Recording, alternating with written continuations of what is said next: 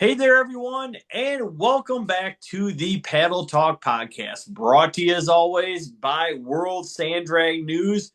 It is episode 99, believe it or not. Joining me tonight is Damian Bowers out here in the Midwest, West Coast correspondent Caleb Mings, Deep South correspondent Dave Applegate, also joined by special guest, the one and only Nick Shultzman, and our correspondent, Mr. Les Holmes, that was in Texas last weekend. Gentlemen, great to have you tonight. And just a reminder, this episode, just like every episode, is brought to you by our friends at Racing in the Dirt. With over 40 years of motorsports competition experience, Racing in the Dirt ready to handle all your chassis and component needs. From wheels, tires, brake kits, adapter kits, also rolling chassis, all the way to turnkey race cars. Let them help your race team get to the next level. They also do on-site welding and fabrication, believe it or not. So they have a great selection of parts and they UPS daily. So contact them today, area code 920-693-2000. That's area code 920-693-2000. Or you can find them on Facebook, or you can even find them on the web at racinginthedirt.com. That's Racing in the Dirt. And this episode also brought to you by Silverback Offroad Speedway. Even though the 2025 season is over, the 2026 schedule will be coming out soon, so you want to check them out to plan your PTO and vacations for next year. That's Silverback Off-Road Speedway, located on Deer Road, right outside of Mears in the general Silver Lake area. Silverback Off-Road Speedway. And if you guys are already visiting Silverback Off-Road Speedway, you're located right next to the Silver Lake Sand Dunes. And what better way to experience the dunes than with a rental vehicle from Silverback Off-Road Rentals? They carry premium ATVs, UTVs, and Jeeps for whether you're looking to do just a sunset cruise or an entire day excursion out at the Silver Lake Sand Dunes. They've got you covered. Located conveniently right outside the dunes. Pull up with your daily and drive in, pick up your rental, and carry your crying baby with you out into the dunes. Sorry if you guys can hear her. And you guys can enjoy an awesome excursion out there to make the whole experience at Silver Lake Sand Dunes an awesome one and one to remember. We also want to thank 31 Go Life. You can visit them on YouTube, where you can see Doug Vinlett talk about his life trucking, do some little shop tours, work on the race cars, work on the trucks, do all kinds of stuff, a little vlog style with it. And you can visit them and see their podcast, The Dirt, where they go and do a little bit more of the nightlife of drag racing in the sand. So go and visit them at 31 Go Life. That's the number 3 ONE Go Life on YouTube. Yeah, Doug, the guys were at the Trice Racing Shop not long ago, so had a good episode up, and yeah, excited to see what they've got playing next too. So, all right, so Les Holmes was on site at the Texas Sand Motorplex for their race this past weekend. Les, welcome to the podcast, and hey, how did the weekend go down there? Hey, we had a great time, and I just want to say thank you guys for welcoming me to the World Sand Drag News team. Very passionate about the sport and anxious to see the future. The group down there, the Texas Sand, very welcoming, it's real hospitable. These guys have worked their butts off on that track, trying to get it together, and it's nice to see the progress and from a guy that's helped build, some tracks and America's Oasis. I can respect all the hard work that goes into it, and of course, the money is a big thing. So, great group of guys down there. It was nice to see some actual dragsters and the different classes in the car classes, because that's something I don't see a whole lot. So very excited about the future. And they're excited about teaming up with us and helping them get official and bring their track to the state of the art that's expected by World Sand Drag News and the world to see. great group of guys. They probably had 35 field of cars. The two fastest ones were the two Hemi-blown cars in that class. They had some about 4 top eliminators or so. It's actually a little. It's called Texas Sand Motorplex, but that is actually their name of their race team that they've had for years when they grudged race out at Red Sands. And he's gone, Dave's he's a veteran racer. He's raced Gilbert and all the other areas. So it is very nice to see a track built by a racer, and he knows what racers like and knows what racers want. It's quite a bit different going down there for me from a World Sand Drag News aspect, and not a track marshal or a track facility manager. So it's very exciting wearing different hats. And this last year they came along pretty well. They've got a porta tree system. Like any first year track, they've got some glitches, and they were very, very welcoming to creative criticism. And by no means am I professional on porta tree, but I have installed a few of them, and I'm really willing to help those guys out. They're only 3 hours here from my house. Of course, my home track that we built, America's Oasis, is 8 hours. So very excited about another track in the central U.S. coming up, and very excited to see the future for those guys. There's quite a few guys out of the 8 'em Up racing team that helps with Sand Wars, and used to put on some Sand Wars races for the 8 'em Up series out there in Hobbs. So they came down. We had our people out of Amarillo come down and join the racing. So there was quite a few fast Banshees 421s, some Raptor classes. It's a really good field of quads as well there, not just the cars. I would say the quads and the cars were about an equal field in numbers. Nice. All together. The side by side, which is most of the field that we have at our track, there was only a few there. So, it was a little bit different venue than what we're seeing. But the track itself is dirt, like David said on one of his previous visits with World Sand Drag News. You hear the name Texas Sand. I was expecting to show up and see a sand drag strip like ours, but it's actually dirt. It grips pretty good. Like any track that's just starting out on virgin ground, there's going to be some cleaning over the future. And me and Dave was talking about that earlier. A lot of dirt tracks, even some of the sand have debris in them. It's just different types of debris. So very excited for those guys. Nice property right there off I-10, just this side of El Paso.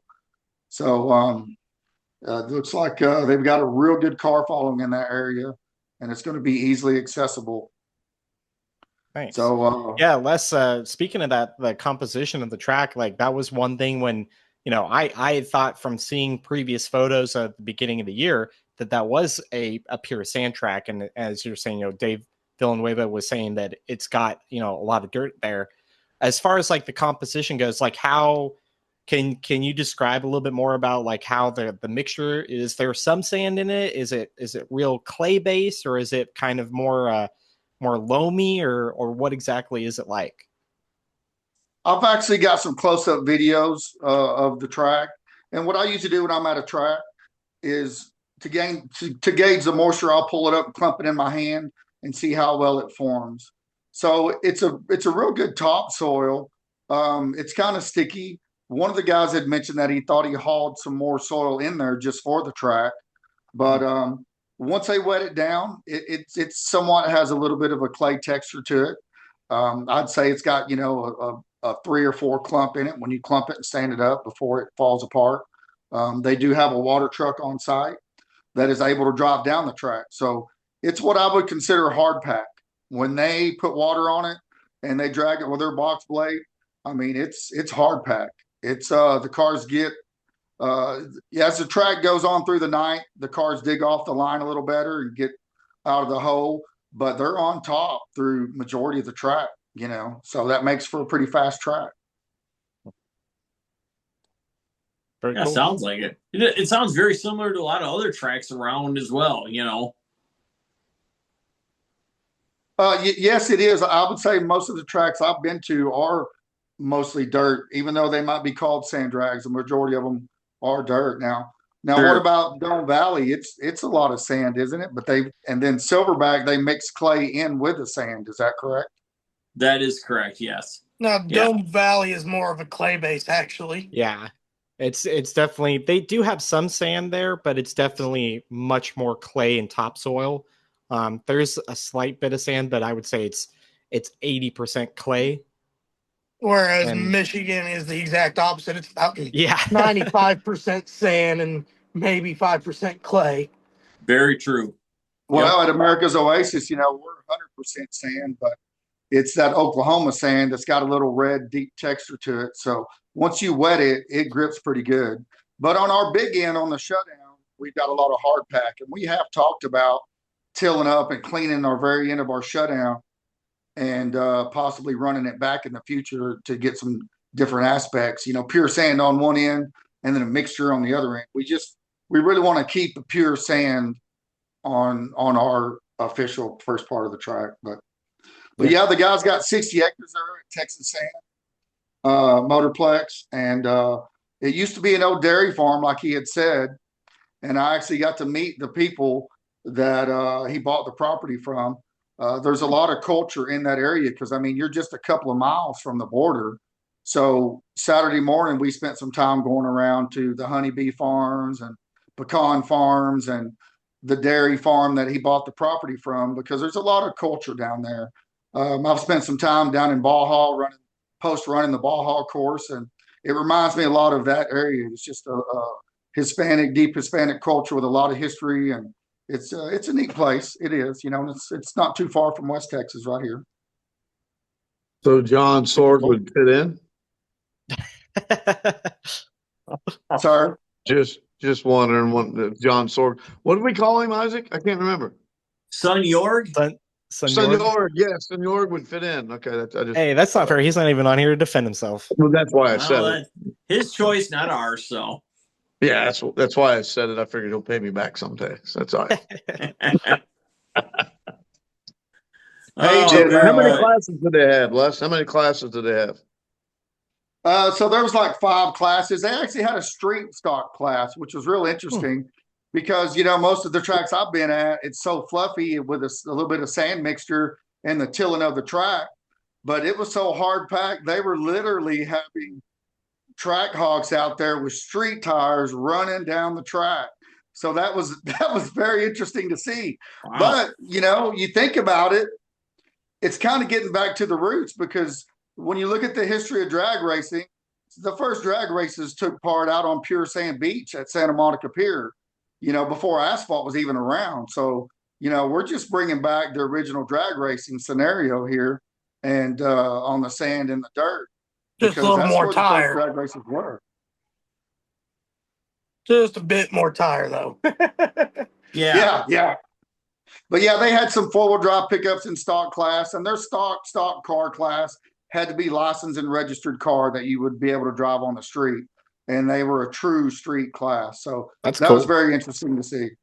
Les, was that a bracket class or a heads up class? So everything was heads up. There was no bracket racing. Okay. Which they're kind of, they have the Eliminator race pack, but they don't have it hooked up to a PC yet. So they're kind of limited what they can do with the system and the settings. And, right now, I'm a top of, they were real hospitable and open to me looking inside the wiring, because I know what's supposed to be. And actually, they even were more than welcome for me to measure the track, my 300 foot. So, it's about the 3rd track that I've been to where they've actually started off the stage beam. So, I'm going to help them fix that. The guard is not being used. They don't have a mile-per-hour trap yet, but they're more than willing to work on these things. And I see a bright future for these guys, and I'm trying to help them any way I can. From my experience at the old Kermit sand drags, and even here at the Coliseum, we used to have sand drags back in the day, and Pinwell. So I put all that knowledge into building America's Oasis with Ben, and I've learned trial and error. So hopefully I can help these guys move a little faster and make improvements from the mistakes and the learning that we've had over the last couple of years. Fantastic, Definitely. man. I love it. Definitely. But I've already reached out to Porter Tree for the guys, and we've got a wish list. And it's just sometimes that stuff costs a lot of money. So True. I've already got with them a little bit, and we'll see what their budget is. And it is a portable system running off batteries. And WSDN rules. I've told them we'll get stuff mounted permanently and get the sensor. They're using a transmitter receiver sensor, so we'll help them get the reflector top sensors in there and get everything out of the middle of the track.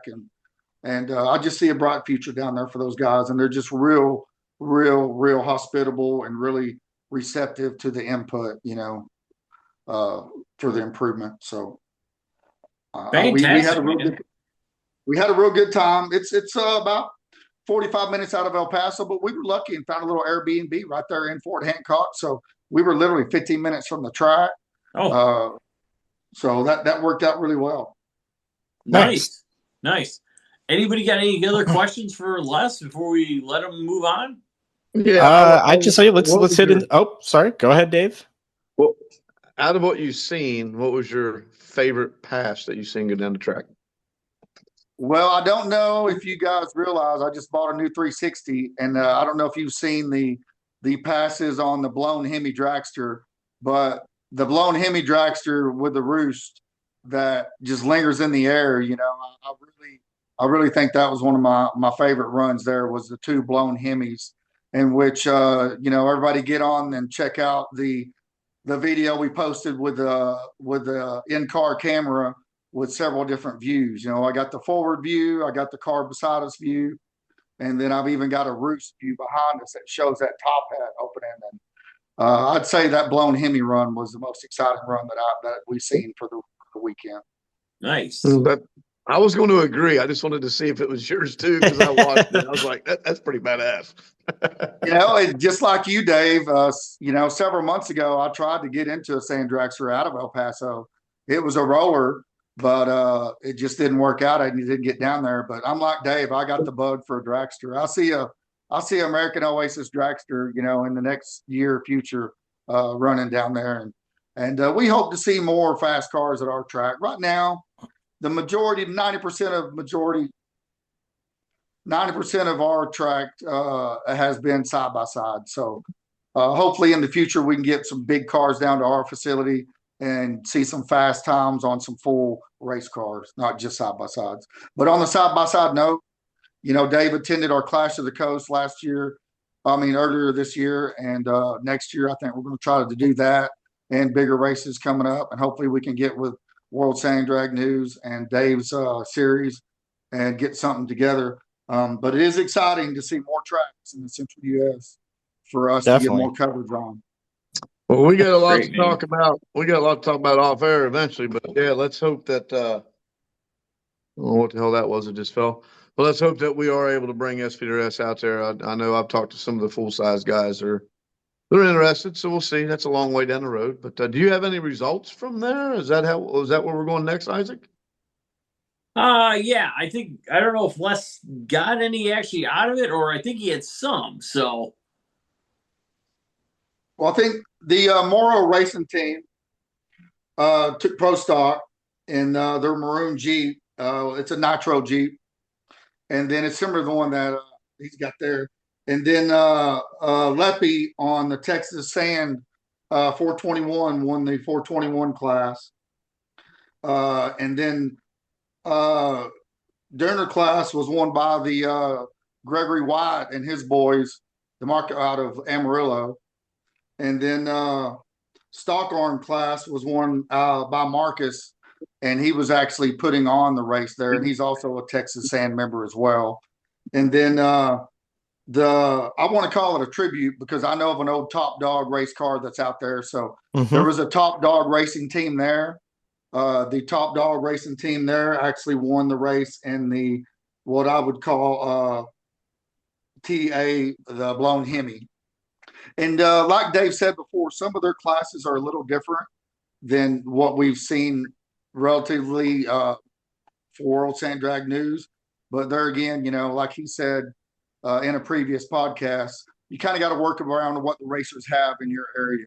But hopefully we see these classes standardized across World Sand Drag News tracks. And that way, everybody is kind of playing apples to apples whenever you're seeing these races. Very true. I know. And what, Dave was talking about is he'd love to get some indexes, some bracket classes. I'm sure he'll still have some of those heads up stuff. That's deep with the El Paso track that used to exist there. That's where a lot of those heads up classes came from. And be good to see a good mix of, some different things for different people. Yes, sir. Well, I appreciate the opportunity going down there representing World Sand Drag News and really Texas Sand Motorplex. I appreciate the hospitality, welcome us with open arms, and excited for the future of the Central U.S. Racetracks here. Absolutely. Awesome. Good job, Les. We appreciate it, Bo. Yeah, we appreciate you going there, Les, too. That was great. Yes, sir. Hopefully here in the future,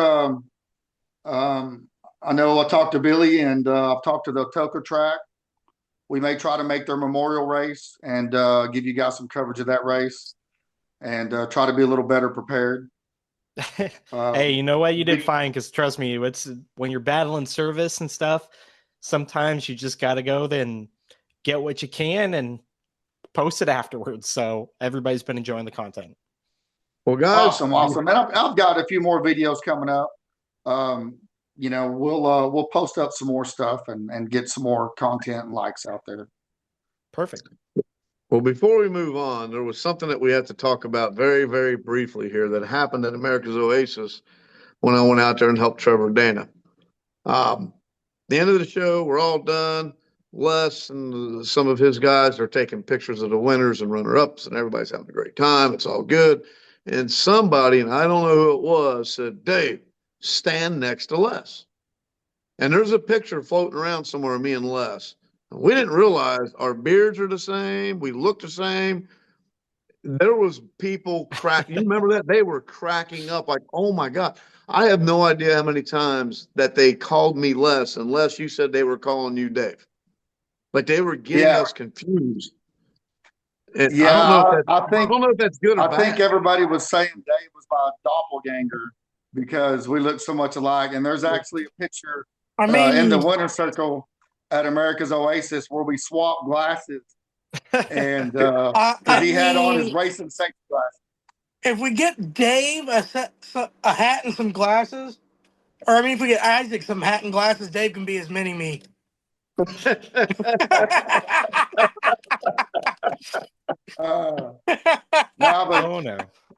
But going back to that race, Dave, man, you were amazing help there. As the race facility manager and trying to keep the track running, and we are working on our track prep at America's Oasis. We've got some machinery in place that we're implementing, and we just didn't want to try it out on that race. We'd rather stick with what we knew worked better than try something out of the realm. So we're going to do some practice and testing with it, and next year will be even better prep. But Dave was a major key player in getting those brackets going for Clash of the Coast, and we hope to see that big race come up again this year. And I hope Dave makes it out there for more than that race and joins us anytime. Any of you guys welcome at our track at America's Oasis, and we appreciate you guys' support. Yeah, cool, man. Absolutely. No, we appreciate it. All right. So I think that's going to pretty much wrap up our Texas Sand Motorplex coverage. We have some results from the Homachito track in Mississippi as well. So I can delve into those if we like. Let's do it. All right. So I got this from Michael Smith. Says they had 40 entries in their ET race this past weekend with a $2,000 pot.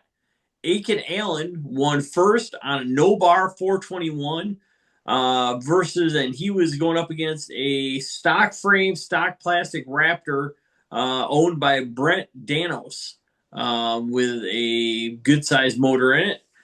He said Team Venom came all the way from Puerto Rico, and was at the track from Thursday to Saturday, running some 3 teen passes. Sean Nielsen was there with their big motor nitrous bike, running 310 to 311 this past weekend. So they said keep an eye out for their 2026 schedule. Should be coming in the next couple of weeks. And their first race for 2026 is going to be in the March-April timeframe. They're going to have they're going to try to do most of their races, do a 2-day event possibly, have some index racing with classes anywhere from 319 to 439. So sounds like those guys are really going both feet in at this point. And congratulations on a good 2025 for that crew too. That was a learning year, but they made some big strides over the year for sure. No, for sure. I mean, it's cool to see a new track like that too, where most of the events that they've had have just been kind of test and tunes and some grudge racing. They've done a couple of these bracket classes, and it's good to see them kind of getting a little bit more custom of how to set up everything. And I'm really looking forward to having, more full events there next year, because everything that we've seen from it's a great track, great prep. The safety tech inspection on that could maybe use a little bit of work. But that's the only criticism that I have from what I've seen from afar. And I think that's fair. I mean, you still see some, I don't know that I saw any Crocs, but I definitely did see some short sleeves and, cut off t-shirts and stuff. And yeah, with some of the times, I mean, let's face it, a lot of the faster bikes that they're running down there seem to be running that low 3-second mark. And that's probably not the best idea for longevity at that point. I would agree with that. So, very good. All right. So that is going to wrap up the results section of the Paddle Talk podcast. Don't worry, though. Got great stuff coming up. Nick Shultzman on deck. And Caleb Mings is going to dive in with him as Nick is a new record. Well, an updated record holder with World Sand Drag News as well. So, Caleb, if we're ready, let's just dive right in. Yeah, let's dive right into it. So obviously we going back, we spoke about this on a previous episode of Nick. You had a crazy wild pass there. This was Saturday during the third round of qualifying for, I believe that was in Top Alcohol, or was it Pro Mod at that point? I was doing Top Alcohol on Saturday. I did Pro Mod on Friday, and then Saturday we dove into alcohol.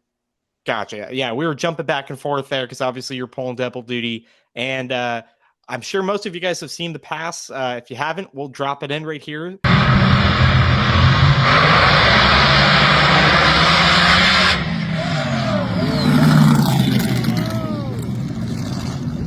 But Nick, did you see a shiny penny on the wall that you had to go pick up? That just became a case, I think, of a little bit of overdriving. We were having issues with the car not shifting all weekend. So I wired in a button onto the steering wheel to shift it, and the air valve was not closed. So when I shifted the car, it didn't shift. So by the time we got out of the throttle, it was at 10.4. And I think it slid the car, down, pulled the engine, and it pulled the rear end down. And I think it made the ass end come around. Wow. There was a little bit of overdriving there for sure. I kind of drove it that way, but there's so much going on in those short cars that it was a lot of me and a lot of luck. Yeah, if the front end had not hiked up in the air like that, you probably would have spent a good amount of time upside down. Yeah, when it slid sideways to the right and it kind of flew through the air, and then when it dug in to the right on that right rear wheel, if it would have broke the bead off, I think it would have dug the rim in and it would have rolled heavily, because that was the pass we ran 130 on. Yeah. Which, speaking of which, that is the new record. So both in the Top Alcohol and Top Fuel Altered, because we've got, the last true fuel altered was Charlie Brown Jr., and you have broken both ends of his record there. So the new mile an hour record for both of those categories is 130.57. And you guys actually backed that up with a faster mile an hour, 133 something. Yeah, I don't remember. It was 133. So If I while can't find it. Caleb's looking that up real quick, Nick, I think Depends is actually looking to sponsor people. You may want to reach out to them. Honestly, it was probably the calmest bad situation I've ever been in that car, because at some point I just accepted the role and I yanked the chute and I just waited for it. And then when it hit and sent me the other way, and then I was on my left hand side looking at the ground, I was just like, well, I guess we can get the steering wheel back in our hands and try it, because it ripped the steering wheel out of my hands. At that point, I put the steering wheel back in my hands and we just, I fought it trying to get it back. Those butterfly steering wheels are not very friendly when that front end starts, jerking like it is. So I can see how that top fuel racer out in Seattle got his finger ripped off from the steering wheel. We might try to change something with the wheel because it messed up my hand. My hand's still swollen. It hasn't gotten any better from then. But it was a luck deal that it came out of that. I think the chute helped. I think God helped. I don't know. There was a lot of help in that pass. Definitely. We're glad you're with us, man. Tell you that. Yeah. Glad that nothing bad happened. Well, I'll tell you from my perspective, Nick, because I was about half track during that pass, and it was a bit dry that session. So all we could see was that there was a whole bunch of dust in the shutdown, and I'm looking down there. I'm like, I don't know what happened. Did somebody roll? Is it just the end of the pass and all the dust is kicked up? And next thing I know, they've got the safety guys going down to you, and you're down the shutdown. I'm like, oh shoot, did he not get the car stopped? That was my first reaction. And then we got that video that we posted that was thankfully, from a fan that was down there towards the shutdown. And I don't think very many people realized how violent that pass was unless they were on that side of the track. Yeah, exactly. When I got done with the run, I told, Shay and her dad, they were down there and asking about it. And I said, it was violent. I said, it was probably the most violent ride I've been in the shutdown. And luckily their shutdown is very smooth. And I think that had a lot of contributing factors in the car not, doing something crazy and actually being able to straighten itself out. Because, if it wasn't for that, it was dusty, but I was in an area of that track where I probably shouldn't have been. We never touched the guardrail with the car. The wheelie bar sticks out the back of the car 7 feet. It never hit anything. There's not a mark on the wheelie bar. There's not a mark on the tires other than when it dug into the dirt. I run interliners, so we run 50 pounds on the interliner and 5.5 on the tire. And I think the interliner kept the tire from breaking the bead. And then just once I got the car straight, I didn't really care about stopping at that point, because every time I go to a track, doesn't matter if I've been to Dome 10 times, I walk the shutdown. And it was like, well, I'm not going to go down the ravine, but I can drive all the way down that road to that guy's house if I have to. Right. So at that point, I knew the chute was out because you can feel the drag of the chute a little bit. And I knew at that point, that's where I'm going, because I'm not worried about getting the car stopped at this point. I'm worried about getting my hands back on the steering wheel right and making sure that this thing ain't doing nothing weird. The motor was sitting in there a little funny because it had broke the clamps. It's funny, these cars, the motor's literally held in with hose clamps. Right. It just, so it broke because it twisted so much. It did break one of the clamps, and just one of those deals. But we got it stopped. That was my worry at that point, was I don't care where I go because it's on four wheels. I'll get it stopped when I get it stopped. I was more worried about hitting Josh at one point, and then after were you at any point worried about hitting Josh there in the other lane? Was that I your was first only reaction, when the car did its deal where it was kind of sliding down the guardrail right, and I kind of seen him go by, and I'm like, I'm not pointing the right way. And at that point, the car was so violent, and my hands were off the wheel. I pulled the chute, and I was like, well, at this point, I just gave up. I grabbed my seatbelt, and I was just along for the ride for a second. But when it kicked over and threw me on the left, that's when I was like, well, I can get the wheel back now. We might be able to save this. And, by the grace of God, we got lucky. Very much so. Oh, that's probably that's one of the awesome. coolest. And I tell you what, knowing that you picked up the championship as well last weekend, that's got to just be icing on the cake for you to get a full year now under your belt and really start, let's face it, 2026, you really start laying the wood to that thing a little bit. Yeah, it was a tough year. We put that motor in a year ago this month, and we went out there and very first pass, it exploded the clutch. It obliterated the hat on the clutch. It went through the bell housing, it hit my foot, it ripped my fire suit, it popped the blower, it bent up a bunch of stuff, it broke the clutch pedal. It was violent. And Hammond luckily brought his clutch out of April's Dream, and he brought me his clutch and his can.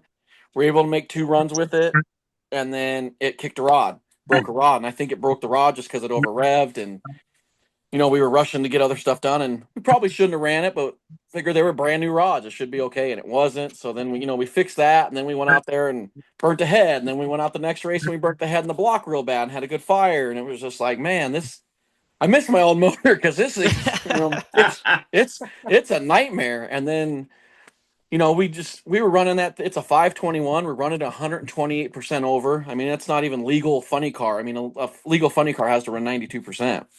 So we were giving it everything we could give it, and it just wasn't happy. And then this race, I was like, you know what? We don't need to go out there and set the world on fire. I would be happy just to load the car up in one piece, which almost didn't happen on Almost didn't happen. so many various occasions there. But we knocked it down 36% and put it at 92% over, and it ran a 72 in first gear, and we never shifted until Sunday, and it finally shifted on Sunday. And even when it shifted, then we had clutch issues. The throwout bearing ended up locking up, and it ended up melting the fingers on the clutch. So when I had 0 clutch pedal.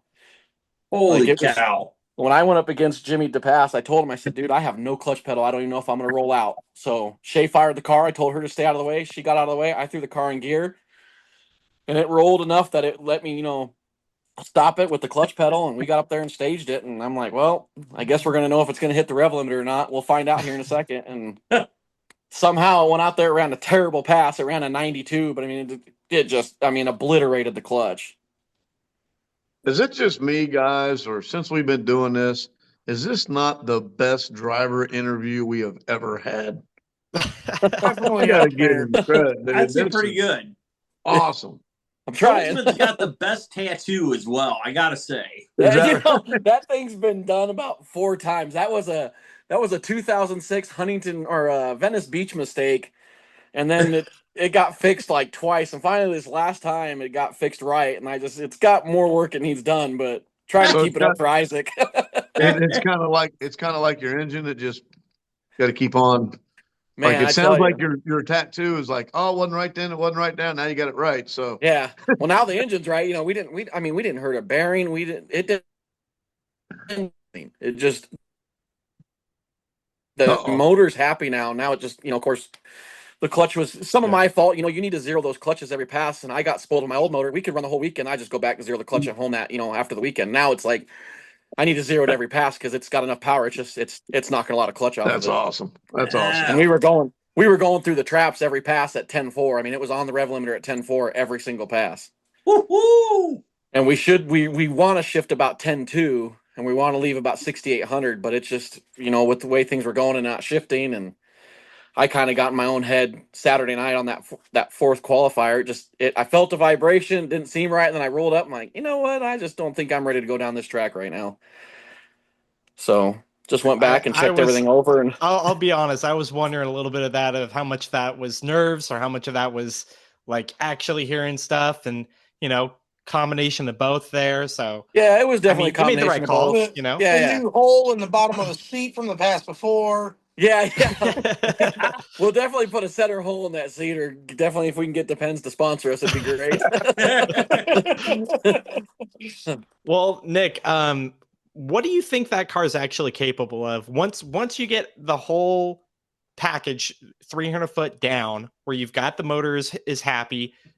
Once you get the clutch, figured out where it's actually shifting and everything's going right, what numbers are you realistically shooting for in that car? Everybody wants to run in the 30s, right? Ooh. Wow. That's fighting words. Yeah, it is. I know how hard that is to get to, and we would like to see by the end of next year, if I could get into a low 40, I would be super happy. We were hoping for 50s this weekend, and I know we could have, if the car would have shifted and the clutch was right, there was a low 60 in that car for sure. We're fighting some other gremlins that we're starting to work through and figure out what's what. But I'm hoping if we can get it in the low 40s, I'd be ecstatic. If it consistently runs in the 50s, I'd be happy too. But obviously, we all want to go after that infamous 30 number, and it's there. We got to go 128% over on it. We're gonna have to push it, but it's possible. The hard part just getting that first 60 feet. Once you get out past that, then you can start legging it. Yeah, well, the 300 feet was my issue last weekend. So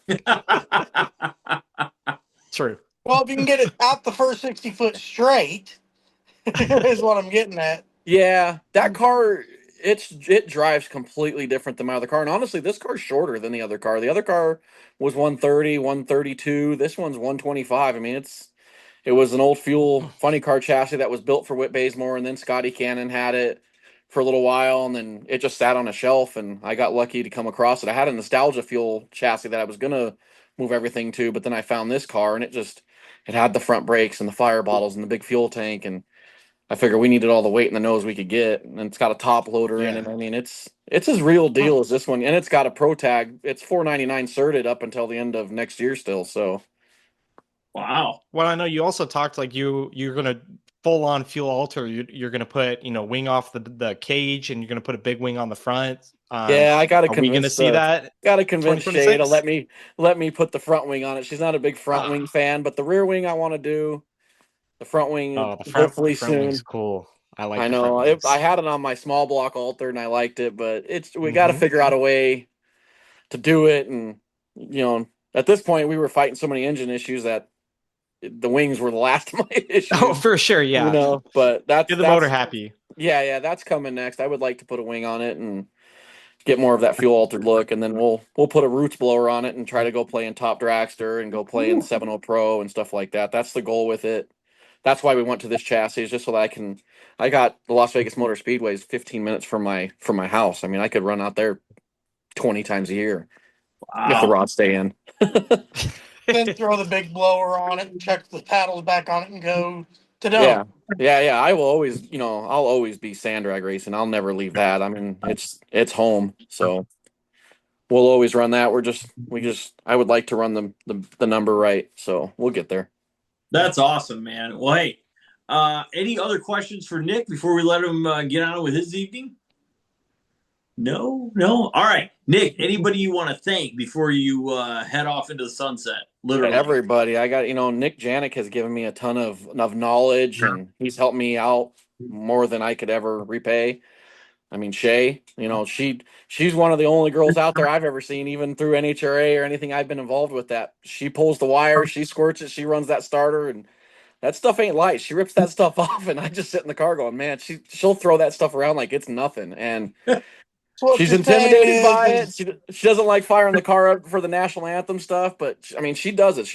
If she wasn't for her, I couldn't do it. I mean, I'm sure you guys have seen the videos on Facebook. We got to rip the blower off the car. She'll stand on the back of that chassis and she'll lift that blower off. And I mean, if I don't have her, I can't do it. So there's that's awesome, man. I lot of love it. I thanks out love there. that you guys are a team, and I tell you what, man, I love seeing that thing go fast. Front engine cars are cool. That's all. That's what it boils down to. Not the rear engine 100%. stuff isn't, but there's just No, something about front engine cars that's just different. I have mad respect for both, but I could never drive. I mean, I drove Tommy's car once, and the way that thing took off, I was like, this don't seem right. I don't see no engine in front of me. I need one of those, like, foam engines on the front of the car, even if it don't have one, just so I know what I'm doing, but it was just a weird feeling not having anything in front of you. The push to pull ratio is so different. Totally. Wow. No, that's awesome, man. Well, hey, thanks for coming on again. And yeah, you know what? Maybe we'll bring you back when we do our East meets West preview. I'm assuming you're going to be there. So. Oh yeah, no, we'll make every race next year, and we're gonna turn it up for that. That'll be 128% over race. We're gonna push on it. now any chance of coming out east? That is a goal. I mean, it's there. It depends on how the year goes. If we don't hurt stuff, then we can afford to come out, east. I would love to go out there and run Triatoka. I would like to go to that Texas Motorsports Park. I'd like to do a lot of different things next year, a little more traveling. For sure. Now, That's something awesome, man. No, that's great. All right. Well, hey, thanks for coming on, gentlemen, Les and Nick. We really appreciate it. And that is going to wrap up the race news, so to speak, both results, records, and all kinds of good stuff of the Paddle Talk podcast for episode 99. Hey, everybody. Welcome back to the Paddle Talk podcast, episode 99, almost getting wrapped up. Got another section to go, though. Time for news and views with myself, Caleb Mings, Dave Applegate Jr., Damian Bowers, and Les Holmes also on board this week. And Damian, we'll start with you. What do you got for us, buddy? Well, as much as we've all been trying to convince NHRA to come play in the dirt, they've said they're going to, but slightly different way. They're going to the sled pulling world. NHRA, I don't know the full details. I'm the sand drags. As Boo. much as I would love to see it in sand drags, I am also kind of happy because pulling is, as Isaac knows, pulling is big around here. But at the same time, they have decided to either go in partners or buy what used to be the Lucas Oil Pro Pulling League, which was right up there with the NTPA for pulling. So they're getting closer. Maybe one of these days. Yeah, so the official press release was it's going to be the Hot Shot Secret Pro Pulling League, along with the IHRA, proud to announce a groundbreaking partnership, joining forces to create the all-new Fent High Stakes Series that promises a new standard for payout records in the sport of truck and tractor pulling. Oh, There you wow. go. And going straight in with a major corporate brand sponsor right off the bat with Fent. Yeah, that's cool. And I'm not gonna lie, man, that's really interesting because I'll be honest. I mean, not that I'm not ragging here, but Fendt dealerships are not plentiful across the U.S. Yeah, and that's a they are taking European. what's that? That's more something you hear in Europe. Exactly, and they are taking a major step into. I mean, that's a big time move into pro pulling. I mean, Lucas got some quality print out of that deal when they were in the pro pulling league, and I'm assuming that Fent's kind of looking at that and seeing a really good return on their money. But I saw a thing them paying back 10 places per hook, and in That's crazy.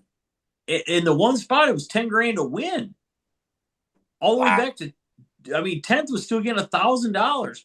I mean, wow, that's some unheard of kind of money, I think. Again, IHRA, come play in the dirt, sand, mud, pea gravel, something. No doubt. My goodness. Maybe with a corporate, or maybe with a big backing like that, we can get track prep times down everywhere.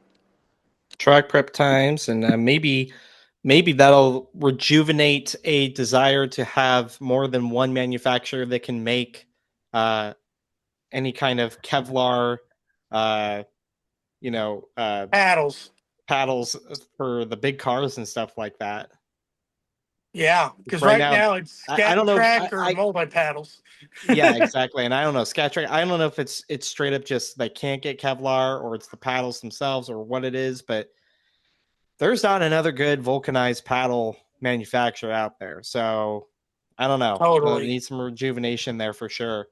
Well, speaking about IHRA, we'll talk about their counterpart, NHRA, which I was at the NHRA finals in Pomona at the In-N-Out Burger drag strip, and was there Sunday for final eliminations and a total rainout.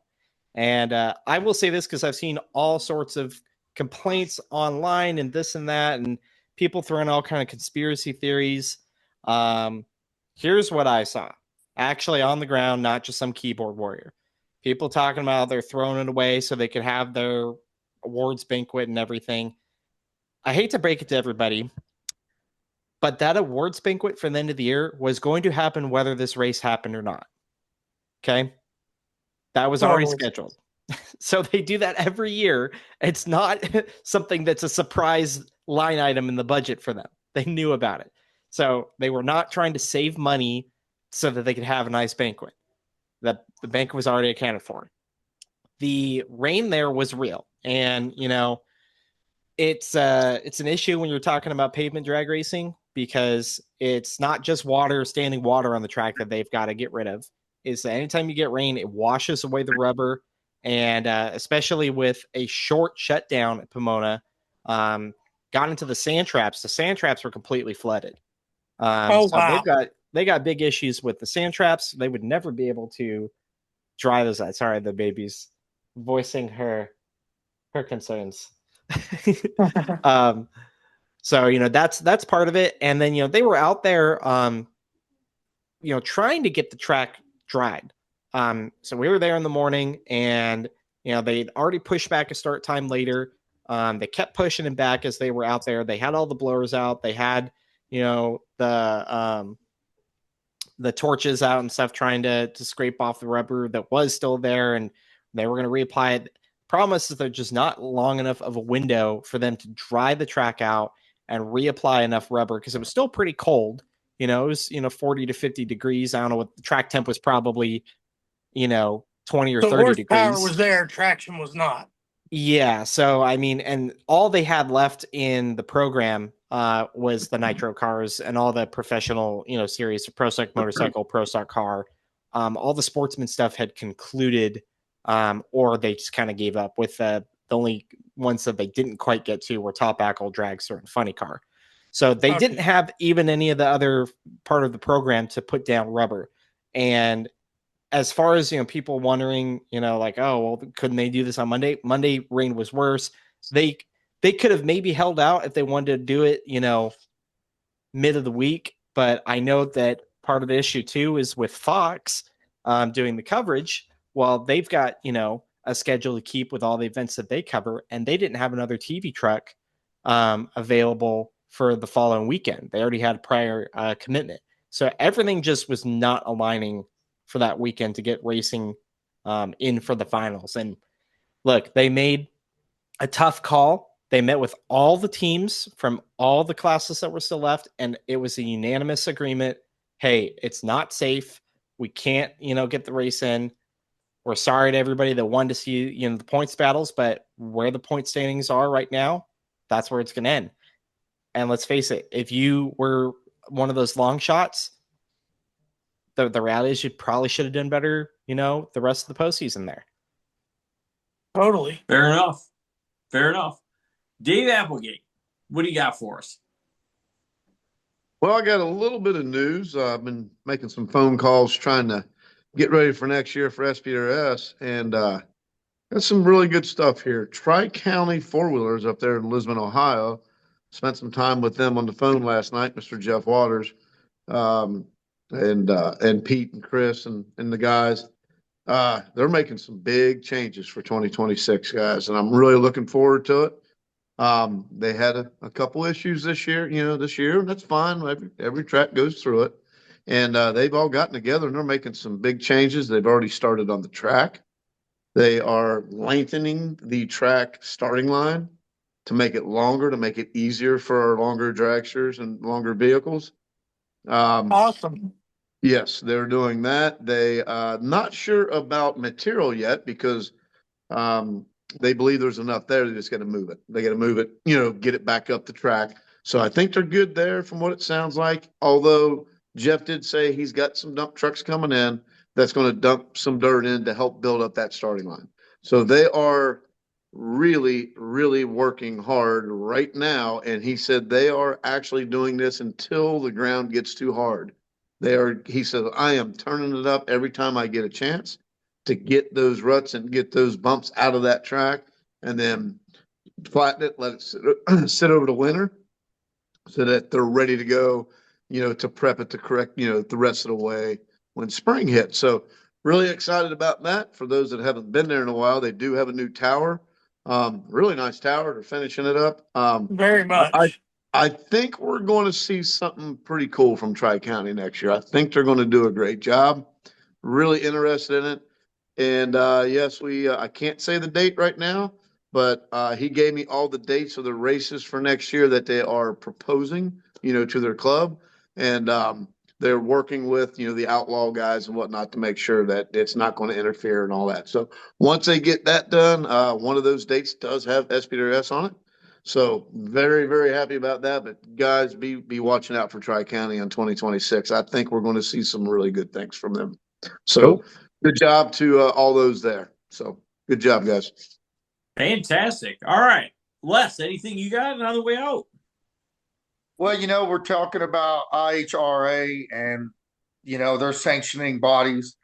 I'm really excited about being a part of World Sand Drag News. And I think in the future that why can't World Sand Drag News go out and sanction these tracks and become a entity somewhat like NHRA, IHRA, and go to these tracks and police them and help contribute to their involvement and create a series for World Sand Drag News, a huge worldwide series, and sanction these tracks and help become a sanctioning body.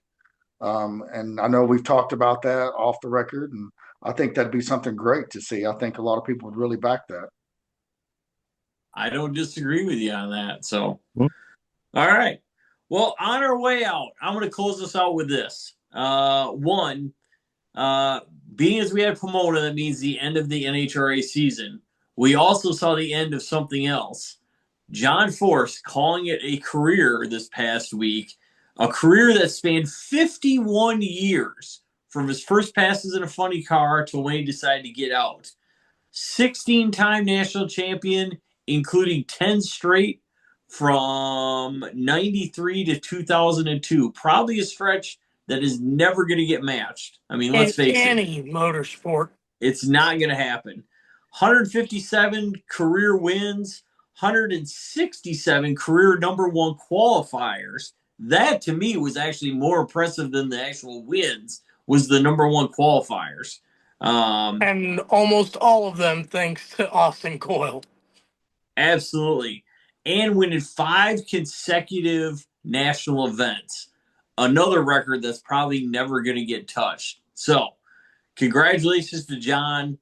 Great to see him. Not so much riding off into the sunset as John Force Racing is going to continue, but he is calling it a career and getting out of the driver's seat at this point in time. So, and I guarantee you he fought and clawed every bit of the way to try and get back in that seat until the doctor said no. I think well, and I remember right. Isaac, he did say he'll stay. He might hop in for a warm up, maybe a burnout. I'm just saying that could we might see one last legendary full track John Force Smoky burnout. Yeah, that would be pretty cool. I would say if he gets in that seat to do a burnout and a warm up, they're not going to get him out. He's going to make a pass. I had the privilege of meeting him and spending some time with Brittany in the Stampede of Speed at the Winter Nationals last year. They're just an amazing group of people, family oriented and just passionate about the sport. And you hate to see him retire, but he's been through a lot, with his big wreck and stuff. And sometimes you got to do, what you feel's right. So hats off to the man. He's a legend. I think Brian Lone said it best. NHRA drag racing or drag racing in general needed John Force just as much as John Force needed drag racing. Oh, yeah. And I think that was about perfect. So, all There's right, folks. So that is going to wrap up episode 99 of the Paddle Talk podcast. On behalf of myself, Les Holmes, Damian Bowers, Caleb Mings, Dave Applegate Jr., based on when this is coming out, happy Thanksgiving, everybody. Remember what we're thankful for and spend some family time. Can I encourage that till our next one? And hey, episode 100 is coming on us fast. We hopefully will have some great things for that. Got some really cool things planned. So you'll want to stay tuned and check us out. We are on YouTube and on Facebook. I believe once a month on Facebook. Every episode up on YouTube. So please like, subscribe, and share. Tell your friends. Buy our sponsor stuff.